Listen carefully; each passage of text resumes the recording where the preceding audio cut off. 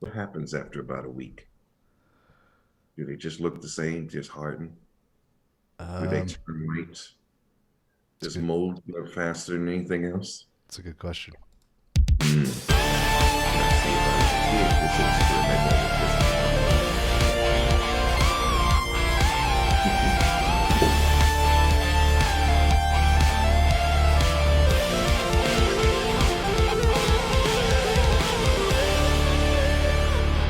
All right, hello and welcome to Corner Comics, your mostly weekly comic book reading club. I'm your host Burkoff, aka Matt, and I'm joined by my friends every week. We share a few issues with each other, and then we get together and talk about those issues. Gentlemen, how are you doing this lovely Sunday morning? prime. I am prime. Manuel? Said it like optimist as well. Yeah. I am optimistic. See what you did there. Optimistically prime. It's just a kind of prime, but Where can everybody find you guys on the internet? Well, you can find me at the newly revamped blacksuperherofan.com, where I am working to publish something at least every couple of weeks. I would love your input, but you can count on seeing me there. You can also find me on Twitter at Walrus. That's at WALLRUSS. Head to you.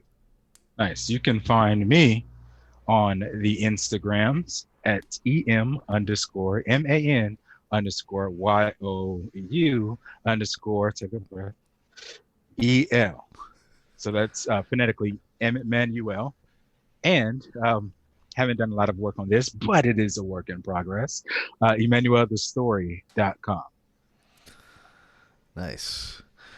All right. And if you're watching, listening, you have any thoughts on the comic books that we're talking about and that we've read, or maybe you've read them too and you have different thoughts than what we have, you can reach out to us at cornercomicsofficial@gmail.com.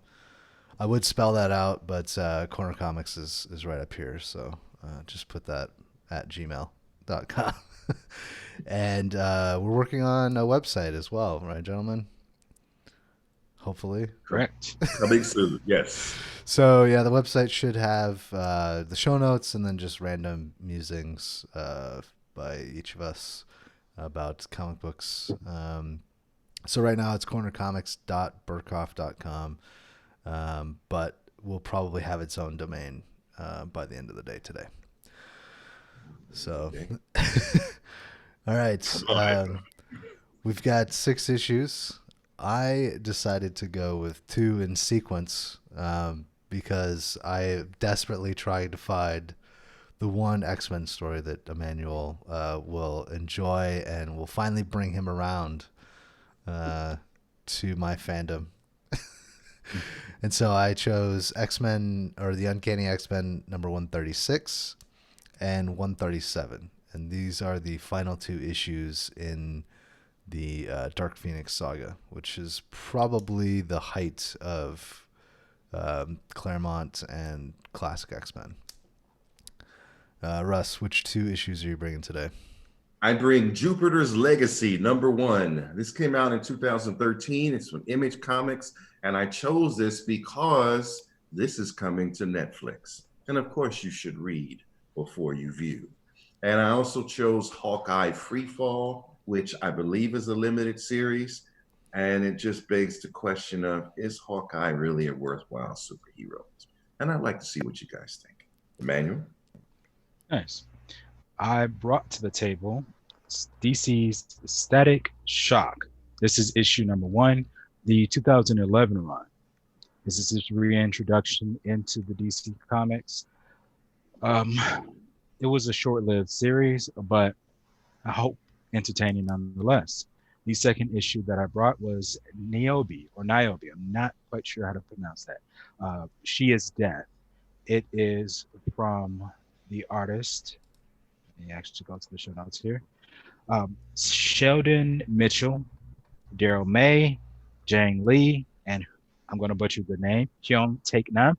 And then story by Sebastian A. Jones, Amanda Stenberg, and Joshua Kozai. Cozine. That's it. All right. So I guess we'll get started. I wanted to wait to do mine to the end, but we'll start off with the Dark Phoenix Saga. So let me transition here so everybody can see the first cover. The Dark Phoenix Saga, yay! So The original printing. no, not the original printing. This is the trade paperback. Yeah. So the interesting thing about this is like the way that Claremont wrote, he had multiple storylines that he started. And so like this may be issue 136, but going all the way back to like issue 115 or whatever is when all this stuff sort of parlayed into what would ultimately culminate in the Dark Phoenix Saga. According to Marvel, that is issues 129 through 137 is sort of like the full arc. I chose the last two mainly because you can kind of start anywhere, but it definitely ends on issue 137. Yeah, John Byrne, classic arts, Claremont, very verbose.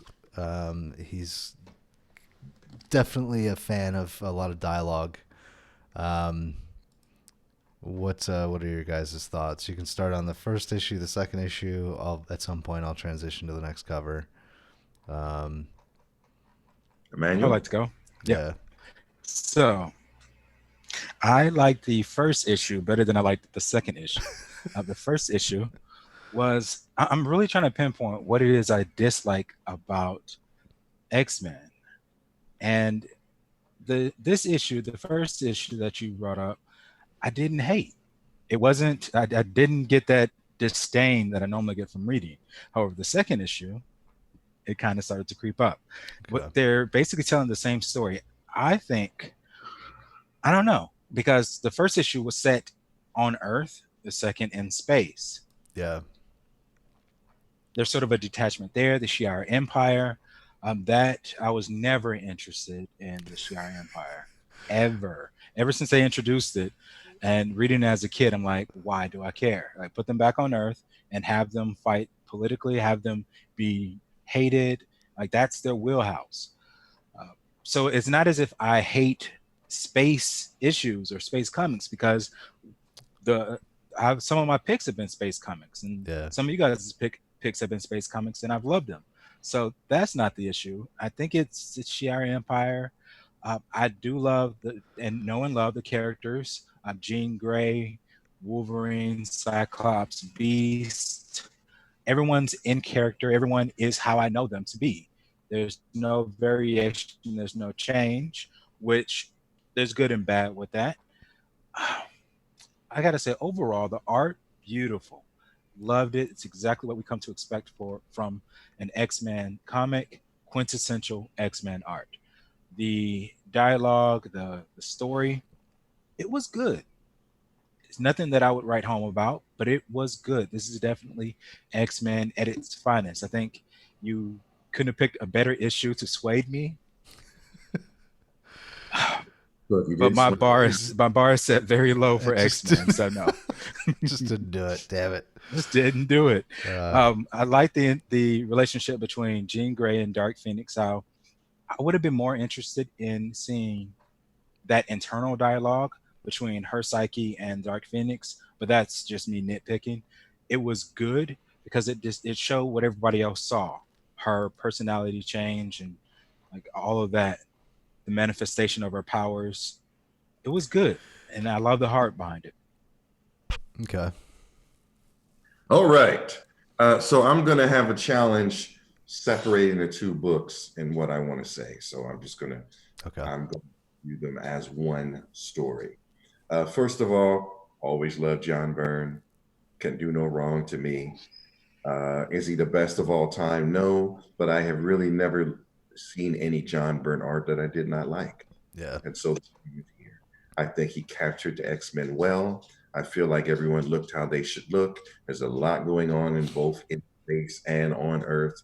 And I got to feel like all the detail was there, both in its magnificence and its eternal issue. So all of that is good. So in that, so I took sort of offense. I wasn't sure. You wrote something about the pinnacle of classic X-Men. I'm like, you can't just give it to title. So I'm saying, any reason to say no? Art wise, no. Yes, this is everything is clear. Everyone is in proportion. John Byrne delivered as he always does on his art. So art wise, yes. Now, story wise, I feel like if you have an emotional connection to these characters prior to, that it's just delivered on that emotion. If you didn't have that though, which it'd be impossible for you, Matt, to even separate yourself from. But if you didn't have that, did this deliver? So I tried to look at it in those terms. I felt like there was a lot of thought bubbles. Wolverine was thinking way too much. That's Claremont. Yeah. Yeah, it's like, why is Wolverine thinking so much? Wolverine is a filthy animal. He should have been just slashing. I don't want to hear it. You know what I'm saying? But he wasn't doing any of that, right? But all the other the things that they thought were in alignment with, again, who I know the character would be. So the things that Wolverine thought are things that you might think Wolverine might think. All of that is there. So true to the characters, check. Now, I did find some things I didn't like. Because we've seen all these books that happen after this, right? Why is it that when Jean Grey dies, there is no battle? I honestly didn't think about that until you mentioned it. Right? Yeah, So where, she just kind of vaporizes. right? But you know she survives later, right? Oh, yeah. Well, so that's the interesting thing. I don't think if you were reading this when it originally came out that you knew that she was going to come back or that they would do that. You know, they sort of retconned it. If I remember correctly, Jean Grey in this story is not really Jean Grey; it's Madeline Pryor, right? Oh, wow. No, I thought Or the other way around. No, I think Madeline Pryor wasn't created till after. Later, after this death, Madeline Pryor was created so that Mr. Sinister could get the sperm out of Cyclops and make a baby. Right? That's the whole purpose because he didn't have Jean Grey anymore. Right? So I think Madeline Pryor was invented way after. I'm willing to bet good money on that. That's not Madeline Pryor. I feel He like met Madeline Pryor while he was mourning Jean. I feel like okay, maybe they brought Jean Grey back, and then retconned it again as it wasn't Jean Grey, it was Madeline Pryor. Challenge that statement. Yeah, I'll have to look it up. But anyway, I think when this was originally published, like it was a big deal that Jean died. I think because I was reading an article or watching an interview with Claremont, and he was talking about how the editor Jim Shooter gave him a bunch of shit for killing Jean because he didn't know that they were going to kill Jean. Apparently, they went to I guess the guy that was just under Jim Shooter, who was the editor in chief of Marvel at the time, and they thought that he had gotten approval from Shooter to do this, and they just did it and they published it and it was already out in the open. And Shooter's like, "What the did you guys do? Like you just killed Jean Grey." So and Gladiator is basically Superman. Why didn't he beat everybody up at super speed and be done? Yeah. Why did we have to have these no-name Shi'ar smasher? Really? Why do we have to have no-name Shi'ar characters fighting the X-Men individually, trying to match them power for power, when Gladiator clearly outclasses Cyclops in strength? Could have taken Cyclops, Colossus in strength, and could have taken them all out at super speed and be done, right? Done, right? Why is it? It's like if Superman was there and the X-Men were trying to stop them, can they stop Superman? No. What power level? What does adamantium do against Superman's flesh? Right? What does any of these powers do against Superman? And so you got Gladiator in there, and you make it so his clothes get ripped up. Like fighting Colossus was one of the hardest things he ever did, even though he reigned supreme. Are you kidding me? Colossus is here. Gladiator is up here where you can't see my hand. There's no way it works. So those two glaring things I had an issue with, right? And I understand people do that in movies. They try to find a way to make it so that, everybody's power is brought in. I just feel like they didn't do it well there. Okay. Quintessential, because I can't come up with a better run or series prior to that, I will allow it. Okay. I will say that this is, how did you say it? Pinnacle of classic X-Men. Yeah, in terms of modern X-Men, I think there's other stories that people would hold maybe higher Yes. in higher regard. But in terms of like, yeah, I mean, all the stuff that Claremont wrote and what is sort of from 71 or 72 is when he started all the way up till maybe 90, 92 from when he left. I'd say this is probably the pinnacle. After this, it sort of just all these stories sort of weave in on themselves, and you lose characters and gain characters, and you lose them. Yeah, interestingly too, the not necessarily with these two issues, but the Dark Phoenix Saga in general, what Marvel considers the Dark Phoenix Saga canon, is the introduction of Kitty Pryde and the introduction of Dazzler. This is the first time that those characters ever show up. Nice. So, anyway, any final thoughts on these two issues? Say it, Emmanuel. Still not an X-Men fan. With that, we can move on. And on that note, I will probably give up trying to bring in X-Men to get Emmanuel converted. But this was a good try. This was just supposed to bring. I just don't think. I think Emmanuel just needs to go watch the animated series and let that be his X-Men. Okay. I will pose a challenge to both of you.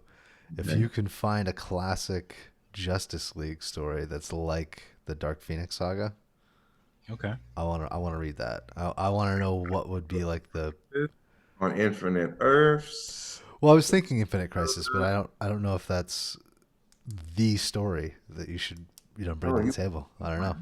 Story, then that's Superman's death, right? There's all the what's the story? Because here's the thing, classic X-Men, but that's not all of Marvel. Now you're saying classic for all of DC. No, classic Justice League. Justice League specifically. I could go a lot of different ways. I could go with the Bwahaha Justice League. When when Batman knocks out Green Lantern with one punch. Okay. Right? I could go with after all that trash talking, I think that's a certain point in time that's very classic, right? If you want to go before that, I could go with some JLA JSA crossovers. Okay. That hit up, grown Robin, who never became Nightwing, in his ugly costume, all these other characters, legacy characters. I could do that. There's a few things I could do, but capture classic is kind of hard. Shelve that idea. Russ, what's your first issue? All right, my first issue of the day is Jupiter's Legacy. This is a Mark Millar book, and Mark Millar did a deal with Netflix to bring all this stuff there too. Netflix has even published comics exclusively from Mark Millar in that agreement, and this series is coming to Netflix. It is its own universe, as Mark Millar stuff usually is. And before I get into what I think, I'd like to hear what you think. I'll go first. Since when the hell did Frank Quietly learn how to draw? I knew he was going to have something to say about him. God damn. All right. So his run on New X-Men was horrible. It was some of the worst artwork ever. This one's not bad. I actually enjoyed the way that he did the characters and the faces. I don't know if it's the years between when he was doing New X-Men until this book, which was 2013 or 2014. I don't know if he just got immensely or exponentially better over those years, or if maybe he didn't have quite the time crunch. So maybe he wasn't on the same type of deadlines that he was with X-Men. But this, if anybody asked me, point out some Frank Quietly artwork, I would point to this rather than some of the other stuff he's done. I think it's done really well. The characters have a lot of personality, but it still has that weird quality to his work. You know, the eyes are spaced a little too far apart, but it's his style. So I enjoyed that. I like the idea of these. It's almost like Watchmen in a way, right? The superheroes, and then they have their kids, and there's some good political dialogue and some good dialogue in terms of what are the implications of being a superhero? What type of responsibilities do you have? I think this is going to work really well as a Netflix show. Towards the end of the issue with the daughter, they talk about the space cocaine that they've got. I don't think they ever show her doing it, but it's implied that she did do some of the cocaine and then falls through the table. Yes. Having no experience with Jupiter's Legacy, I would say that this is mature Game of Thrones style, Justice League Watchmen, and it'll probably do really well on TV. In terms of following the book, I might paw through a couple more issues just to see. I'm really curious about the character of Walter. I thought was the most interesting. So I guess the brother to the main superhero. Is it Samson or Solomon? I can't remember what his name is. But yeah, overall, really good book. I enjoyed it. Emmanuel. Nice. I enjoyed it. The art, I'm going to touch on the art as well. He has rounded lines. I don't know how else to describe it other than rounded lines. Every Frank Quietly illustration is very notable. He has a signature look, and this is definitely his signature look. It is improved upon, as Matt was saying. It is improved upon, but it's definitely noticeably him. Now, the story itself, I really, really, really want this to succeed. Hopefully, they don't go the Powers route and have like a really good season and then completely cut it off. Hopefully, it'll be more like HBO's The Watchmen, the most recent version, or The Boys. I'm really enjoying those. So if this could follow along with that same tone as it is in the comics, this would be great. It has a lot of political commentary. Normally, politics and superheroism doesn't mesh well, but this one does. There's some really great questions about overstepping their bounds. What's their obligation? With great power comes great responsibility. So if you have this great mind, do you have a great responsibility to influence politics? Or should you leave that to the regular humans, the ones without, superpowers? So that's a really good question there. I really want to see that fleshed out on television or even in the comics. But I like this issue. This wasn't even on my radar until you brought it up. So thank you for that. Yeah. Okay. So couple things. One, this is a mini series.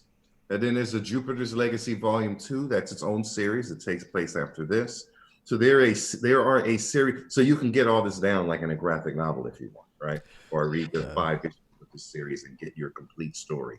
But there's other Jupiter's Legacy series take place in the universe that sort of give context to the story. So it might be worth your time, if you like it at all, to continue. That way you will at least be ahead of the series and you're like, oh, that's how they chose to go with that character. Or that's how they chose to go with that story. So I've always thought everything Mark Millar writes is supposed to be on TV and in a movie anyway. I think he writes it with some vision in his head, and I think he does that well. And you can go all the way back to Hit Girl and all these other sort of things. So I'm glad you enjoyed it, even though it had artists that you normally wouldn't like. Yeah. All right. Go ahead. I was gonna say next issue.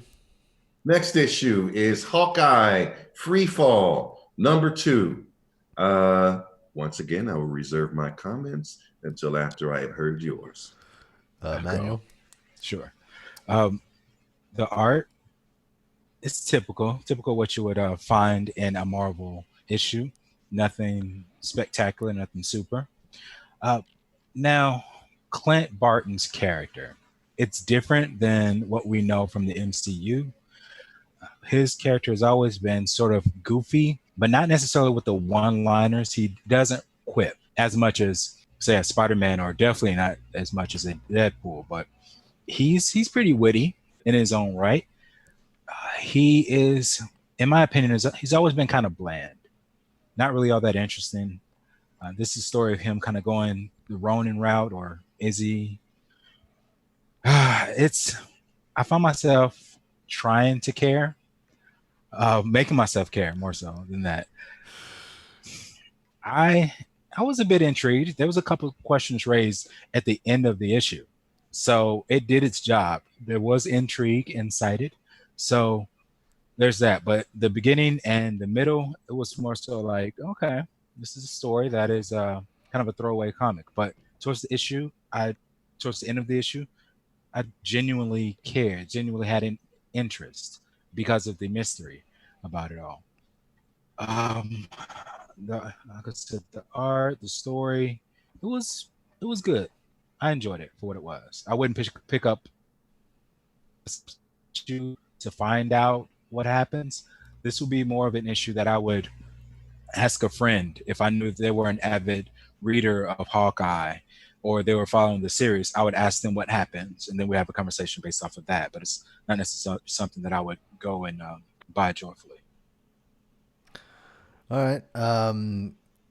I guess I would have similar feelings as Emmanuel. I really enjoy the art. I think I like the art a little bit more. It's got some great personality. It borders on cartoony, but it's not too cartoony. It still has, an action feel to it. I really like the writer that's doing this book. So Matthew Rosenberg has done his run on Uncanny X-Men before Hickman took over. I really liked, and I thought that he did a great job. It's interesting to see because, like Emmanuel was saying, like Clint Barton and Hawkeye, that character is not really the Spider-Man quippy, funny guy. And this takes it to the next level and says, well, what if the character was like that? How would he act and whatnot? And to that extent, I think this book does that well. But now I just want to see Rosenberg write Spider-Man because I think that he would do Spider-Man way better than Hawkeye. And this is specifically with this issue having Spider-Man in it is like, hey guys, here's my audition to do Amazing Spider-Man. I'm kind of curious to see where it goes. I like the idea that Hawkeye or Clint Barton can be a different character. So the Shogun character I think is really interesting. I think the aesthetic is better than Hawkeye. And maybe we'll see, what happens with that character down the road. But yeah, some great moments. The dialogue that he has with the pharmaceutical rep when he does, or the pharmaceutical CEO when he doesn't know that he's the CEO of the company. He's like, "Give that guy a raise." On second thought, maybe not. Maybe you make too much money. The exchange with the computer hacker or the guy that's like monitoring the cameras of the bad guy hideout. He's like, "Well, I knew it was you. Of course it's you because you looked exactly the same way 2 years ago when you did this move, type of deal." Right. Great exchange. And then like that final panel of the look on Hawkeye's face, like, oh, he did know it was me. Yeah, overall, I thought it was a great issue. Sort of a fun ride. I think this full run is 6 issues, if I'm not mistaken. And I believe only the 5th one is just recently come out. Right. So it's about to end. I think it'd be worth it to maybe pick up at Barnes & Noble and just peruse through the trade. And then if you liked it, absolutely purchase it. But yeah, those are my thoughts. Okay, so yes, I thought it was too cartoony. So you got me on that. Agree. I just feel like see who he is in the MCU. That's a wild card. Who he Yeah. is in the comics, I feel, has always been trying to measure up, always falling short, Yeah. pretty much consistently in the history of this character. There were moments when he was wearing that costume in the past where he seemed to move a little beyond. He has everything he needs to be successful. He doesn't even have to use bow and arrows. He can put anything in his hand and he can use it. He clearly knows how to fight in a martial arts type manner. He has been trained by Captain America, and yet he's a bumbler and he's not all that interesting. And I was wondering if you might find him interesting here. So thank you for your input. But I guess the jury is out and we'll see. There is, I don't know what medium this was in, but he was talking to, oh, this is a comic. He was talking to Spider-Man, and they were patrolling. Really want to cite the issue, but I can't offhand. They were on a rooftop and they were just surveying the landscape, and Hawkeye was just shooting and just practicing. Like he was shooting it at a particular spot and getting it every time. And Spider-Man was quipping. He was saying, like, why do you always do this? Like, do you ever stop? Like, of course you're great. So he was like, this was Hawkeye's statement. I fight with a literal god, a super soldier serum, a super soldier. He was just naming all of these fantastic people that he fight with, and he's a guy with a bow and arrow. Like he can't be good. He can't be just great. He has to be at the top of his game all the time. Yeah. The pressure, like all of that. That makes for a great character, but I have yet to, and maybe I'm wrong, but I have yet to find a comic that illustrates his burden, his pain when it comes to that, and he's only human.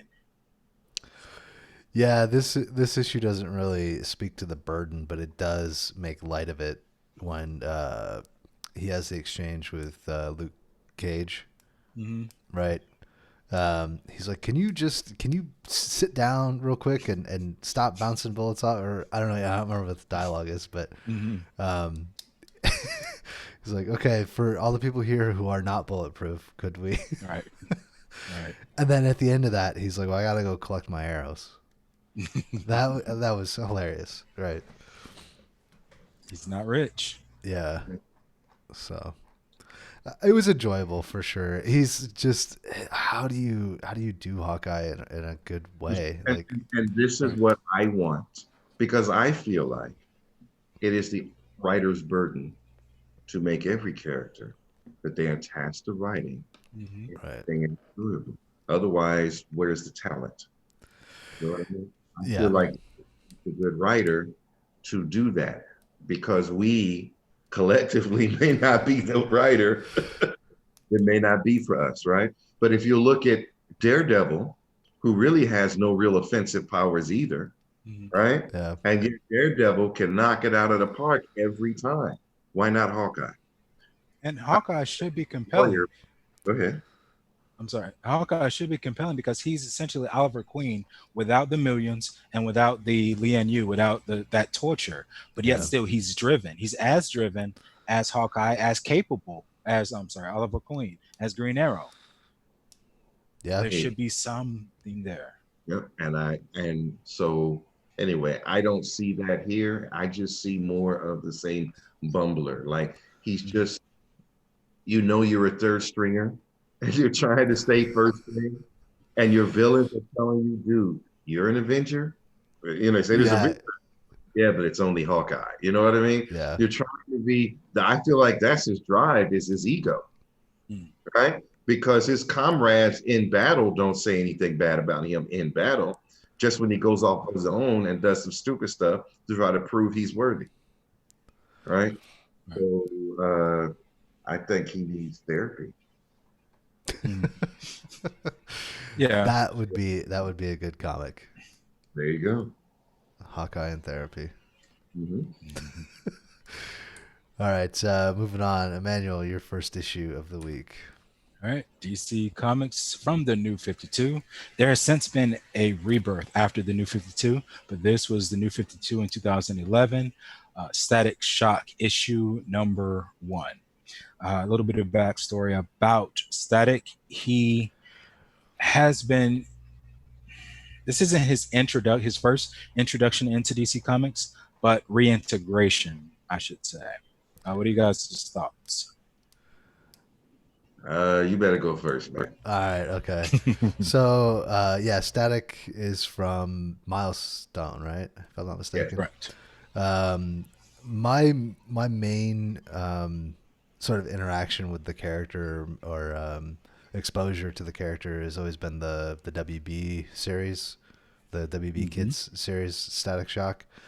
I think this issue does a good job of, like you said, reintroducing the character and sort of merging what the Milestone Static was with the Kids WB Static Shock. The costume design is great. All right.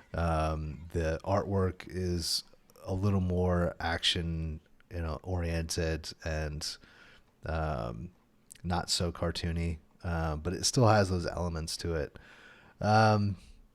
Overall, I thought it was good. I failed to see how Static is a really compelling character on his own. I think that he works well in a group of superheroes. And yeah, I don't know how long this run lasted for the New 52 Static Shock. I think it was like, was it 12 issues or something like that? I want to say Not sure. 8. It was only 8 issues. Okay. Yeah. I don't know. The cameo with Hardware was cool. I think they could have done a little more with it. The artwork's amazing. Those are kind of my thoughts. Okay, so this, I do like the costume. The artwork for me calls back to the Static that was in the original Milestone comics. So I felt like it was a bunch of an homage to, if you read Static, if you skipped over the animated series and read Static, I think it brought some of those elements back. I think Static has everything to be compelling that Spider-Man has. Static is smart. Static has a dedication of the responsibility. He has his own set of powers. He uses his intellect to fight crime. I think anything Spider-Man has, this guy has, but more. So I think if you can make a good Spider-Man book, you should be able to easily make a good Static book. Okay. Yeah, give him his own story. There is nothing lacking character-wise. He is capable. He has a family. He is well-adjusted. He has a benefactor in the superhero universe. He works at Star Labs. What I'm saying, his power set enabled him to I have a thing about, and I'm probably right in the blog, there are 5 things that every superhero needs. He has all 5. One of them is he can find a way to deflect bullets, right? Because if you got a kid superhero who can deflect bullets, he's gonna die, or she, right? Because he can't, right? It's just like, get out of here, kid, right? So he has a way to deflect bullets. He has a way to affect things that are not up in his vicinity, right? And he has an agile mind, which he shows even in this comic, a way to solve problems. Yeah. Right. So he doesn't have, it's like, for me, Miles Morales Spider-Man versus Peter Parker Spider-Man. Miles Morales Spider-Man is much more well-adjusted and has a good system backing him. Good stories that come from that. I think Static has all those things here. That being said, wasn't really a fan of this. I didn't find the story that compelling. I didn't find what made me want to read another issue is that I am already predisposed to follow Static and everywhere he shows up, because I am like a fan like that. But if you are not a fan like that, I don't know if there's enough here for you to say you should read more, right? I feel like they're treating him more like they also treat Blue Beetle. Not a bad story, just not a great, you don't need to follow it. You know what I mean? You can if you like them already. But then I think one of the reasons why this went away is because Milestone and DC aren't playing well together right now. Not that there's animosity, but there's some issue that would cause, if you'll notice, in the last few years since this comic, no Milestone characters have showed up anywhere in DC Comics. Yeah. So there's be resolved there. And maybe they go back to their own universe, which I wouldn't be mad at, but we will see. I've been watching the website. There's nothing new and updated. I've been listening to rumors, but none substantiated. All in all, I want, and I have also a pet peeve. The name of the show was Static Shock. People call the character Static Shock. His name is not Static Shock. It's just Static. Yeah. And every time he was like, and what about Static Shock? That guy on it? No, Static Shock was the name thing. His name was just Static. So I'm really trying to have him shake that whole shock thing. But I found I wanted to like this book more than I actually did. It wasn't terrible at all. It has all the elements there. It was just, I was missing something. I don't know what it was because there was action. So it's really hard for me to articulate, but maybe it's the conversation of, I didn't really care enough about this story as much as I cared about the character. Right. That's fair. I think whenever I go ahead. No, I'm finished. I was going to say, I think I'll echo some of Russ's sentiments in terms of maybe the reason I felt like he would have been better as a character, part of a group, is because it doesn't feel like there's any gravity to the conflict that's happening in the first issue. And so maybe that's what it is. And maybe that's what we're both sort of touching on there's no, like he's introduced and like, okay, we get to see his powers and all this, but there's no immediate threat to either his existence or the world or, that unsurmountable challenge that heroes like to overcome. You know what I mean?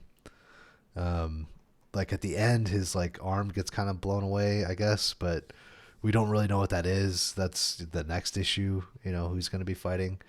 Right. Yeah, I think, there is a lot here that could be done, and it could be done in a really compelling way. It just, this particular issue didn't do it. Yeah. Completely understand. The reason why I chose it was for a couple reasons. For one, it highlighted his intellect, which I really, really appreciate. He has these electro-based powers, and smartly enough, he's done research. He's read books on how to manipulate electromagnetism, how his body works in conjunction with the electromagnetism around him. It's great. It really details. It doesn't go into detail, but it really highlights his intellect. And also, every time I mention Static, aka Static Shock, every time I mention Static, I want to shout out Dwayne McDuffie. Yeah. Every time, the late Dwayne McDuffie. So he doesn't get as much notoriety, but to me, he's kind of like the Stan Lee of Milestone.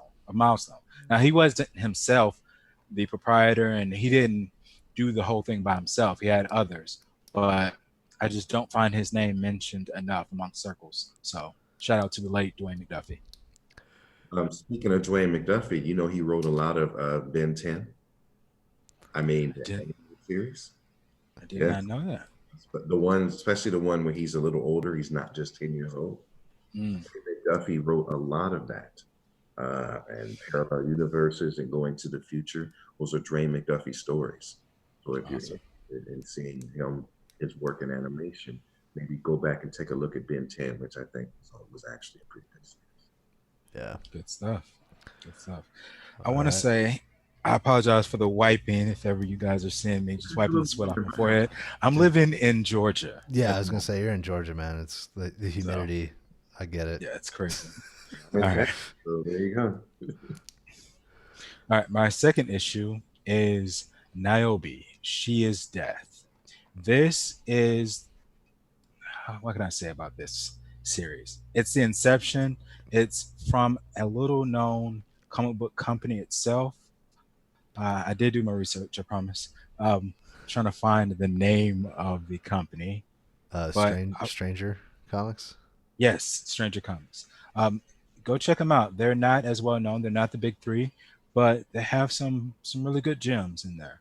And this being one of them, Niobe She is Death. It highlights there's some lore about a person. I don't think she's more of a goddess, but um, the one sort of that would help in a time of crisis, in a time of need. And they're experiencing, the people in this comic, they're experiencing a time of crisis, a time of need. It's kind of like medieval times where you see orcs and you see all these different kind of creatures, and it's prophesized that the one, they don't call her the one, I'm just using that term, but the one would come, and she is death. She would bring death to those who do wrong, but also liberate those who are in need. What do you guys think? I think that this is really good. So I think I put it in the show notes. I said I'm jealous that Emmanuel brought in a fantasy comic from a company I've never heard of before that's done so well. The artwork is freaking amazing. The cover alone, I think, rivals Alex Ross. Like the cover is phenomenal. Like this is fantastic. Who? What is the term for the story keeper in African villages? Do you guys know what I'm talking about? Riot? The Riot. So Yeah, to me, this feels like a blending of that type of story with dark fantasy, dark Western medieval fantasy. And I think it does a phenomenal job of blending the two feelings. Overall, I thought it was great. I'm going to check the rest of these out. I'm really curious to know about, they sort of illuminate certain things about her that are different, like the two colored eyes. And what is that? What are the implications with that? Do we get to see any like explicit magic? Because there's like dream sequences where it's sort of alluded that there might be that type of thing going on. Yeah, I thought it was really good. Russ, what are your thoughts? I like the art. I felt like it got better through the book. Like it was better near the end than it was in the beginning. Uh, I like the grand sweeping, like this is a large, very clearly a very large tale that cannot be contained in these few pages that we have. I felt like there were a lot of things that I didn't really understand that weren't quite explained. Like, why are we here now? How did we get here? Was there a time jump? That sort of thing. I felt like there were some things there where I got disconnected a few times through the series, but the parts where I wasn't disconnected, I enjoyed. Uh, this is not a bright color book. This is, I, not that much apparently takes place during the day, or if it does, it's definitely overcast. Uh, I noticed that. But yet and still, the colors were nicely done in the range that was allowed. Um, I am interested in the main character. I don't feel like I have enough.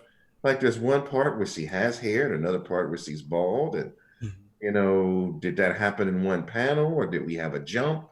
There are a lot of things that if you're interested in the character that is sort of left for you to look deeper, like, or to read more, like the fact that her eyes are different colors, right? Like once her hair is gone, you get a good look that she has ears that don't appear to be human. Is she an elf of some sort? Right. And what is her sort of calling, and how did she come to be here, and how did she get captured, and all of that? There's a lot of things that I was like, I had questions going through it that I kept getting stuck at, and I wasn't going to get those. I wasn't getting those answers. So some of that was disconnect for me. But all in all, I thought it was a good book. I think it looked great. I felt that the main character, protagonist, or whatever, was compelling. I got some depth, good work, some good violent death. I like some good violent death. It was provided unto me, and I am appreciative. Uh, uh, And you don't really know what she can do other than she can fight. Yeah. Does she have any actual powers? Is she evolving? You know, does her talisman mean anything? And what does it represent? None of those questions are really answered, right? You just know she has some kind of destiny to fulfill, and she's just handling how she needs to handle it. And whatever her true reason or motivations apparently won't be really explored in this issue. So I felt like I wanted more. I wanted it's just more like watching from the outside, but not walking with her. I think that's where I felt like I would have liked to have more. Not that this is bad, but I'm really just trying to put words to what was missing for me. And it was more like, okay, I'm watching this happening, but I don't have an identifiable character that I'm really walking towards because I don't really know what her motivations are or any of those things. All in all, good book. Those are my thoughts. Yeah, I feel like there's a lot of subtle storytelling that happens in the images. So like you were saying, like she's got hair in one panel and then the next she doesn't. You don't know what happens. If you look really closely, that looks like the old shaman style guy. He's holding like an obsidian blade in the one panel, and she says, "Do it." Well, it's implied that he's cut her hair or shaved her head for her. That's it. She just went there for a haircut. It seemed like there should be more. Well, I think it's You part. don't go to a black, white-haired dwarf with a knife to say, "Shave my head." How close are you really going to get? There's no shaving cream. You know what I mean? She got a smooth bald after that. I know a little bit about these things, and you didn't do that with a knife. So that's where I got sort of disconnected, right? Okay. Some lotion or something. You can't just be, where's the nicks on her head? It's smooth as hell. It's smooth as her cheeks. You know, so I felt like, what? Somebody came with a knife and did that? No, Yeah. right? Either he's got magic hair cutting powers, Well, or, he does carve the mask for her.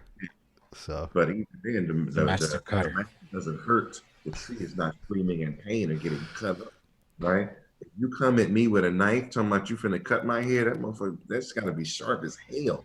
And there better be some shaving cream. I do want to note that she is half elf, okay. Mhm. fully female. They made that distinction, half elf, fully female, in one of the about me pages of her. So I had to include fully female. I don't know why they had to include it, but I had to as well. What does Um, partially female look like? I don't know. Hermaphroditic. I don't know. But she kind of reminds me of an amalgamation between Raven, because she has some issues with her past, her father. There's a dream sequence where her father's kind of trying to entice her to say, "Are you more like your mother, or are you more like your father?" I know she's kind of a warrior, not kind of. She is a warrior, so there's like a Xena type thing going on. Which, as I say that, I kind of hate it when people make that comparison, because whenever there's an Amazon type figure, there's either Wonder Woman or Xena. Those are the go-to for any Yep. comparison. But I mean, they did it well. she's So true, true. But yeah, she's kind of an amalgamation in my mind between Raven and Xena. So take with that what you will. yeah, for a publishing house, for a studio that I've never heard of before. Yes, This good is effort. yeah, phenomenally well done. Like, definitely gonna check out Stranger Comics and their other stuff. Awesome. All right, so those are the 6 issues of the week. I enjoyed the 6 issues. I don't know about you guys. Yeah, I did. Yes. It was good. We've got some show notes at the end, some questions that we needed to ask each other. Yes. Russ, I'll put it up to you. What question did you want to ask us? Oh, you know, my thing is Bullseye versus Hawkeye. What is it you think Bullseye can do and Hawkeye can't? Just because Hawkeye used a bow and arrow doesn't mean he's not straight with everything. I think that Hawkeye has the typical hero filters, and Bullseye does not. He's just straight psychotic. So Remember, Hawkeye started as a villain. Okay. Would you classify him as a villain or villain-esque? No, he started as a villain. He fought the Avengers and later joined them. Yeah, but Okay. he's not like Magneto though. Whereas Magneto has always been evil, you know. Okay. Yeah. So you're saying Hawkeye was just not that evil? Not No, like I don't think so. so evil. So if everyone has equal tools and skills, evil wins. Maybe. Maybe in certain Evil has more of an That circumstances. sounds like what advantage. you're saying. Right? If you have an evil Superman and a good Superman, evil wins. What can good Superman do to cat or to trap evil Superman? Evil Uh, Superman could clearly put people I'm in gonna go danger. spiritual on you. I'm gonna go spiritual. You ready? Okay, bring it. When you have a set of rules you must live by, you must find a way. Mhm. Right? You must get called upon to do more than you've ever done, to think of ways that you never thought before. When you're evil, you just do what you feel, right? There's no growth necessary in evil. Evil is just evil. But when you choose a positive path, you're required by your own choices to find a way to surpass yourself, right? Evil doesn't have to overcome. Good must always overcome. So in the process of overcoming, can find things and ways and habits of rising above and Which finding is solutions that would not normally exist. That's what makes those characters, evil the same evil, right? Bullseye the same Bullseye from day one, right? He's still murdering. He's just murdering, because you have that obligation. huh? Just because What? you have that obligation does not necessarily mean that you can Obligation component. accomplish the Yes, feat. yes, you can. You can always do more from making a commitment to be more. You can always, absolutely, you can overcome any shortcomings you have. It showed up in every comic character you ever loved. Spider-Man overcame his own strength. Superman overcame his own powers. Every character you've ever loved has overcome something in themselves because of their commitment and drive to be more and to find a way. Those are the heroes that we love. Those are the heroes that we put our money down for. And every good character, in theory, that is a superhero should be able to tap into that. Even though Matt, and this is the comic book universe. I'm not talking the Emmanuel verse, right? So in the comic book universe, isn't that exactly how, when you look at it, if you look at any good comic book or anything superhero related, the villain is always more powerful, yes? Yeah, usually. Initially, Yeah. And somehow the good guy has to rise above, and you get to watch it happen and try to figure out, see if you can figure out before it becomes obvious, how is he going to get out of this one? And a good writer gives you that. It shows you how that can happen, right? That's what you love. That's some things you love about comics. But if you just decided that evil just wins because evil is more vicious, then you didn't get to write my comics, homie, because I don't want to live in your universe. Maybe temporarily. Evil wins Yeah, temporarily. will always wins temporarily. Right. Right. There's a reason why no one has killed Lois Lane because they really don't want Superman to all of a sudden flip and just go that level. injustice. That would Yeah. well, yeah, that would be a good comic to see a villain that murders his parents and Lois Lane in the same issue. Yeah. So all I'm saying is you're going to stick to the medium of comics. And the question is, do you apply it to your real life? In your own life, are you saying that evil just wins because it's more vicious? No. And is this the nature of our nation? Is this the nature of our culture? Because now I go back to the original question. Hawkeye versus Bullseye, death battle. Who do you have? I still think Bullseye. Bullseye. Fine. Because, okay, for me, he's demonstrated more in his short time on panels or in the comics. He's demonstrated more just ability. And I'm trying to compile a list in my mind of instances where he's fought against people. I And think it wasn't an everything easy ride. Hawkeye has done in the comics too. Hawkeye has fought with outbow and arrow many a times and always unerringly hit his mark. It's just his favorite weapon.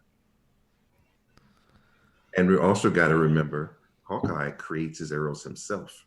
So he has ability. He's also trained by Captain America. And even in this book we just read, he has ninja skills. Yeah. And yet you still, just because of the viciousness. You know what I think it is? I don't think that it's that I really think that Bullseye would win. I just don't like Hawkeye as a character that much. I respect that. I'm willing to end it on that note. Another in my comic, Hawkeye would lose, and then another superhero would take out Bullseye. See, no, and that's why you're not allowed to write Hawkeye. It's not. Yeah. You don't get him in your Avengers. Yep, that's what it is.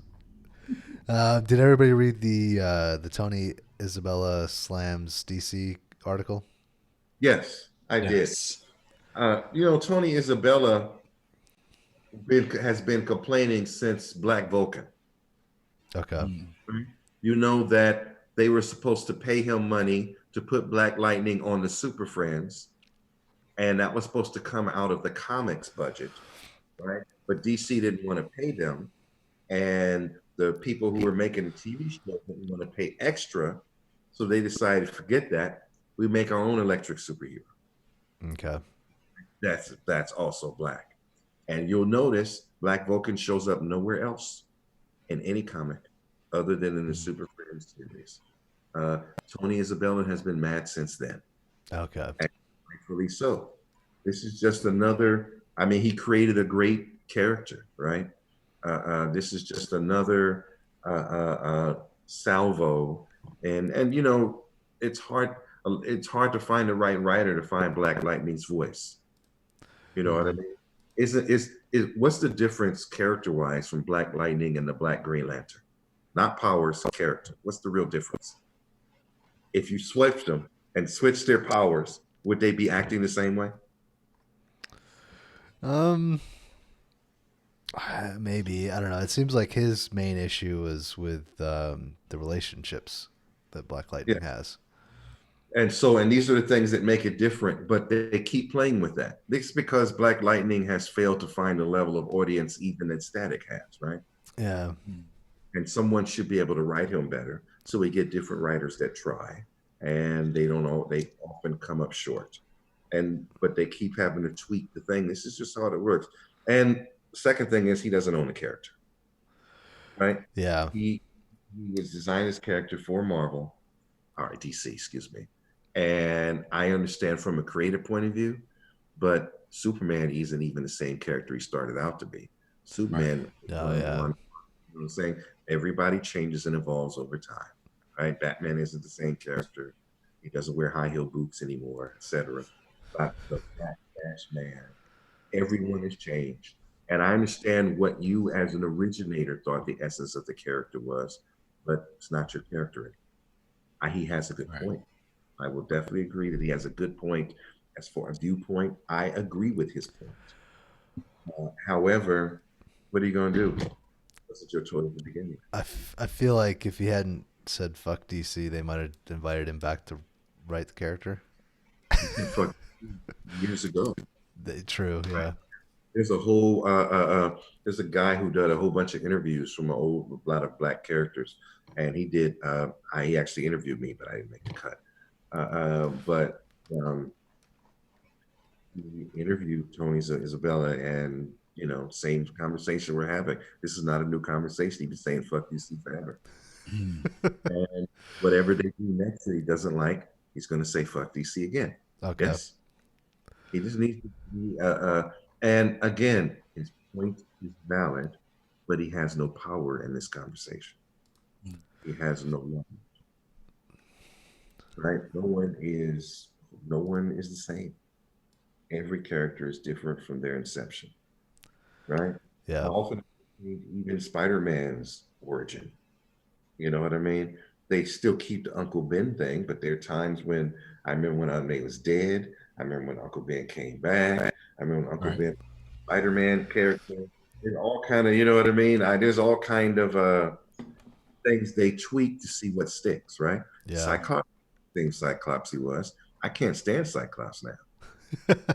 He is one of the most hated Marvel. For me, he's one of the most hated supposed heroes in all of Marvel Comics.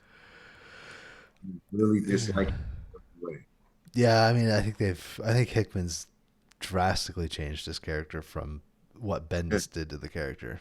Right. So even then, though, it's still yeah, but you still got to see if he can sustain that, right? Yeah.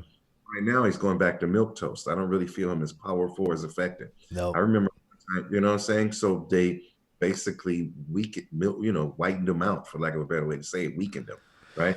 Well, his power itself isn't all that either. I mean, it's not, he couldn't split a planet in half with his optic beam. He's also supposed to be a great tactician, right? He's supposed to be a great field leader. Mm-hmm. He's supposed to be great at reading people and around here. I remember when Storm beat his butt with no powers and took over the X-Men, right? They turned him to that state. Yeah. For me. Yeah. And he's no longer relevant. All right. If I was the creator of Cyclops, would I be mad? Would I say, what are they doing? Right? When he left Jean Grey and went with Emma Frost, right? Right? I like that. I love that pairing. I love them together. I want it to be forever. The hell with Jean Grey. Let her go have Wolverine or somebody. Yeah. Right? I want Emma Frost and Cyclops together forever. That is the team supreme. I want them up there. I'm tired of Rogue and Gambit. No. Emma Frost and Cyclops together. Right? Right? Because that's the only man she ever really respected. Right? Can you imagine all the history of that she could have any man she wanted and mess with their mind? She had sex in his mind, man. She can do everything he wanted in his mind, right? Jean Grey wasn't doing that. She wasn't, right? Jean Grey was not putting it down in his consciousness, in his spirit, right? Together, those two together, and he trusts her, and he can have his back to her, and they can trust each other to do their job. Come on, right? That's Storm and Black Panther right there. All right. And on that note, gentlemen, any final thoughts?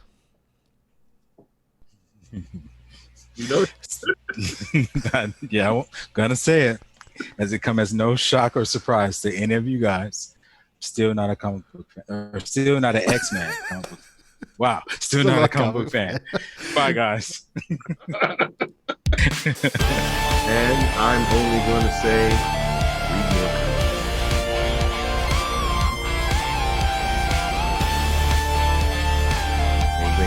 Share, like, and subscribe.